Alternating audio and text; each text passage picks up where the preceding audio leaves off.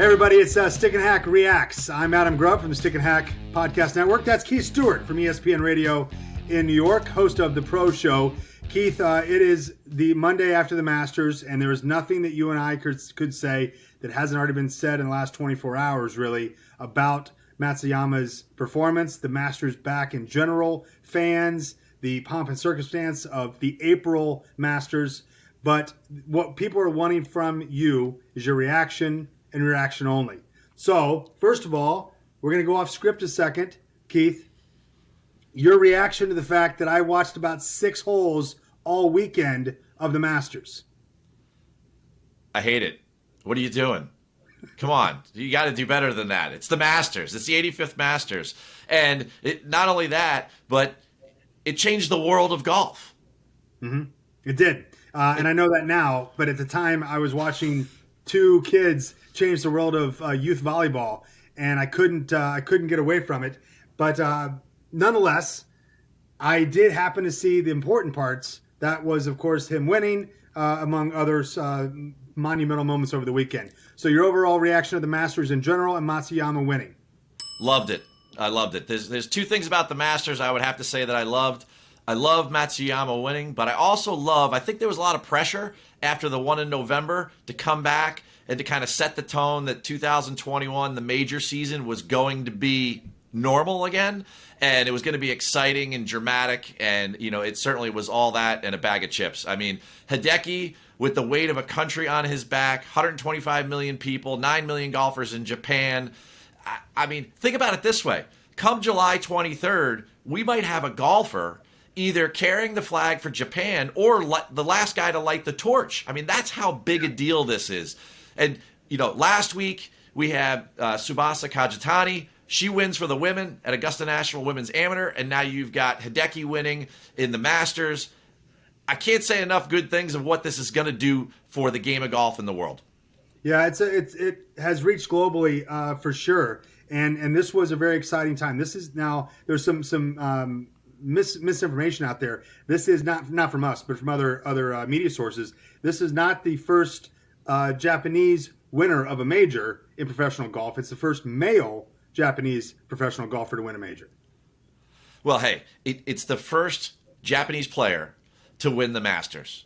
So I kind of think of it this way. You remember Return of the Jedi, right? Yeah. At the end, when Obi-Wan's standing there and the ghosts are standing there looking over Luke's shoulder, I kind of feel like, Tommy Nakajima and Jumbo Ozaki and Aseo Aoki were like there in spirit on the 18th green, like just having this all come together because Japanese golf has such a rich tradition, and the fact that they've never broken through at a place like the Masters or the U.S. Open, and they've been so close so many times, I'm just really happy for Hideki. He seems like a very nice person. Unfortunately, he needs a translator to tell us everything, so I'm thinking about buying a Rosetta Stone tomorrow and applying for his job, because now you get to go to the Champions Dinner every year for from now for the next 30 years. It'd be great.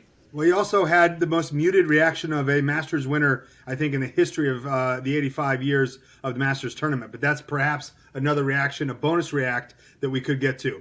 Number 2, Stick and Hack Reacts here. Keith Stewart, I'm Adam Grubb. It is the Monday after the Masters. Keith, number 2 is Zalatoris. The kid came out and he did something that most didn't think he could do, which was hold on for 4 days of incredible golf. This guy is not just a overnight sensation. He's obviously been out there working on his craft for years, but he is a new name to many new golf fans, and those that just watched the Masters or some of the majors probably have never heard his name until just recently. Tell us about him. What's your reaction of Zalatoris?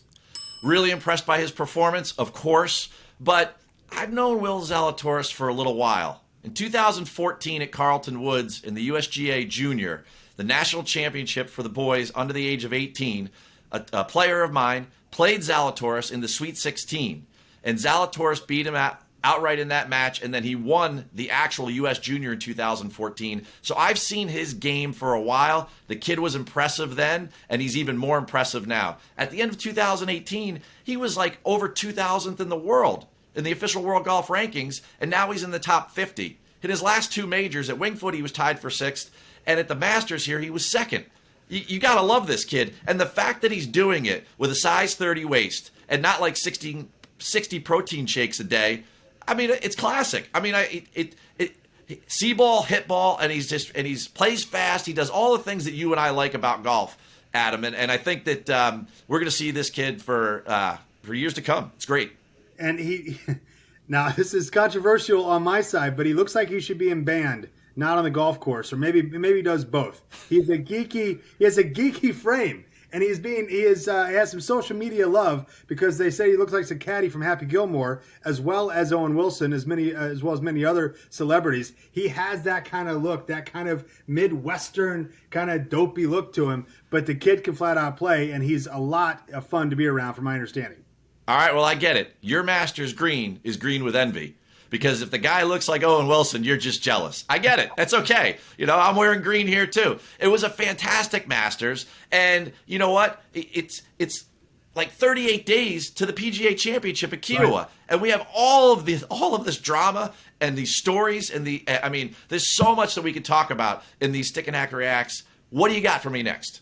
Next is a bonus react before our third react. What is your reaction to the fact that we will not have another Masters in 6 months? Like we have, that's been kind of the trend here. Every 6 months we have a Masters. That apparently is not the case the rest of the year. What's your reaction to that? Bad news, no Masters. But in 6 months we'll have a Ryder Cup, and that's pretty good. It's almost as good. So I'm okay. We got a preview of what the PGA could look like the rest of this year if the Masters rings true as far as who's hot and who's not. And there are several people that missed the cut that are big notable names this weekend. Give us your PGA preview for the next several majors, but the next several months here. And what about the big names? DJ, Rory, Spieth, where are they coming in the next few months? Well, DJ's a Carolina boy. He's number one in the world, so we got to start there. Didn't make the cut. It's an interesting storyline, that's for sure. I know you love Brooks and the injury bug.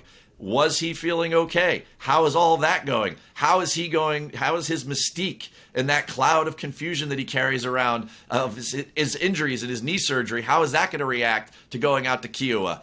Will Xander ever come back from the 16th hole today in a major championship? I mean, he put himself in position, and unfortunately it didn't go very well. Is Zalatoris going to become a household name in major championships? And then Rory, the last time they played there, Rory won by like 100. Is Rory's game going to come back? I could just keep going and going. I mean, you've got Spieth is back. He came in third. Spieth needs a PGA for the career Grand Slam. What a great storyline that is. Morikawa, he's going to defend. Or is it going to be another one of these young guys like Zalatoris, like Wolf, like Hovland? I mean, there's so many different angles that we can play. Unfortunately, we got a couple weeks to figure it out, but I'm looking forward to the Low Country and the PGA Championship in just 38 days.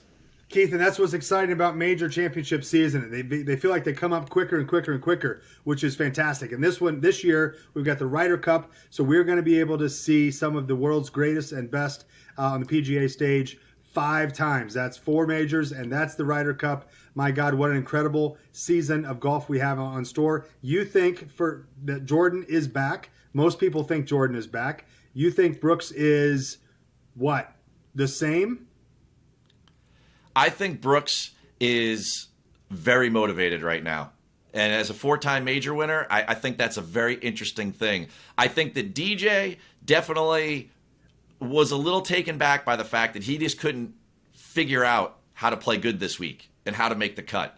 Those guys, especially the defending champion, they don't want to sit around for 2 days just to put that jacket on. That might really inspire him. And quite honestly, he's the number one player in the world. It's only happened 4 or 5 times that the number one player didn't make the cut at the Masters while they were number one. The guy was the favorite. There's a lot of things going on there. I do really love the Spieth storyline as this develops further and further. The last time the PGA Championship was in the Carolinas, JT won. JT was a big disappointment this week. He didn't get it done on Saturday. And Saturday, he's second in the PGA Tour in scoring on Saturdays in third rounds. So, there's a lot going on here. Here's what I think. Catch your breath, Adam. Enjoy your lunch today. We've got 165 days till the Ryder Cup. And in between now and then, it's going to be a glorious ride. And you and I are locked in every Monday afternoon. And I can't wait. And I love being with you for it. Keith Stewart from ESPN Radio and the Pro Show. Catch him every Friday on ESPN Radio and the Pro Show where you get your podcast. This has been Stick and Hack Reacts on the Stick and Hack Podcast Network. Have a great day, everybody. Masters in 1 year from now. We'll see you then. Thanks, Keith.